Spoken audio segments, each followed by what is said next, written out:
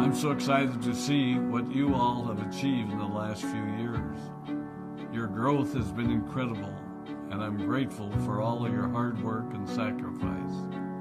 A lot of that growth has been brought about by new people coming into the business to take advantage of our generous marketing plan and effective product line. So I thought I would take just a moment of your time to share with you a little bit about where Forever came from and where Forever is going. I've heard people describe this as our culture, but I think it's simply who we are. Several decades ago, I was an executive for a real estate development company called Del Webb. And at that time, there was a lot of excitement about a new business concept. And like many of my colleagues and friends, I went along to a business opportunity meeting and listened to a presentation about multi-level marketing. I immediately fell in love with the concept that people would be motivated to help each other and be able to make a living doing so. It's a beautiful thing when you think about it. Although I was enjoying my career, I didn't think that I was contributing as much as I wanted, or as much as I could, to improve the well-being of the people around me. Inspired by the concept of people helping one another, I set out to write a marketing plan that is almost identical to the one that we use today. As I developed it, I had two goals. One was to pay the highest bonuses possible and still be able to run a company effectively. Two, to build a plan that would motivate and encourage people to keep working. I wanted a plan to reward those that remain active and engaged. I love the concept of a royalty income. However, I believe that it's good for our souls to work hard. People who work hard are happier. Of course, if you work hard, you should play hard. And that was one of my motivational factors in starting Forever Resorts. It was to give people the opportunity to spend time with their loved ones and experience the wonder of nature. Next time we're together, maybe I can tell you more about my passion for our resorts, our rare animals, and spectacular natural resources. So, with the marketing plan prepared, I needed to find a product. And we searched around and looked at different opportunities. I was passionate about finding something that was effective, consumable, and that we knew would not be a fad. During my search, I met a group of doctors who had developed a method of stabilizing aloe vera.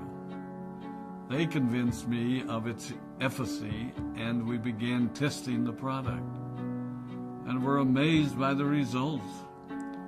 We were in business. We had a fair and balanced marketing plan, a consumable, effective product, and the third ingredient, an absolute conviction that we could make a difference in the lives of the people around us. And while it might have been a bit presumptuous, we honestly believed that we could make a difference in the world. We put in generous return policies, customer service incentives, and began to build this business based on the principle of being nice to one another and helping others. The success was incredible, and we grew rapidly until Christmas of 1982. I was sitting at home with the family, and the phone rang. They informed me that there had been a freeze at our aloe plantations in Texas, and that all of our aloe was destroyed. I immediately went to the airport and flew to South Texas to see what we could do. I hoped and prayed that when I arrived, what I saw would be better than the news I'd received. But that wasn't to be the case. We had no aloe, and the business immediately began to suffer. There were some FBOs that left, but more importantly, there were those that stayed. It was a tough time for us. We put everything on the line to stay in business, and there were many sleepless nights.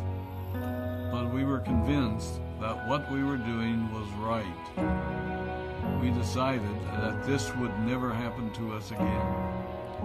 We flew out to the Dominican Republic and purchased as much land as we could and began planting aloe in one of the safest weather zones in the world. In addition to the acres of plantations in the Dominican Republic, we now have plantations in Mexico and South Texas. It was a tough lesson to learn. But during the tough times, we became stronger and we grew the most. We grow roots that strengthen us and help us to overcome the challenges and obstacles that life throws at us. I have learned that solid principles and core beliefs do not have a sell-by date. It is never old-fashioned or out of style to be nice to each other, to honor your commitments, and to treat people how you would wish to be treated. I recognize that many of you might not have heard about our beginnings, as you are new in the company. I am thrilled that you're part of our forever family, but I ask you to be mindful of the foundation upon which this company has been built. Forever was built on the principles of paying the highest bonuses possible, providing the most effective and highest quality of product, and empowering people to serve one another. There are no shortcuts to success in our business. Of course, the speed at which we reach certain levels may vary, but the fundamental principles remain unchanged and will remain unchanged as we continue our journey over the next 4 decades and longer.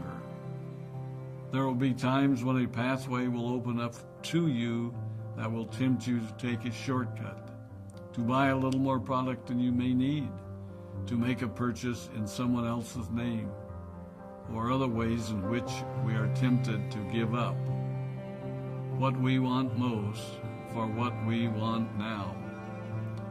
Never forget that you're a part of something special, a business that has been built upon taking the road less traveled.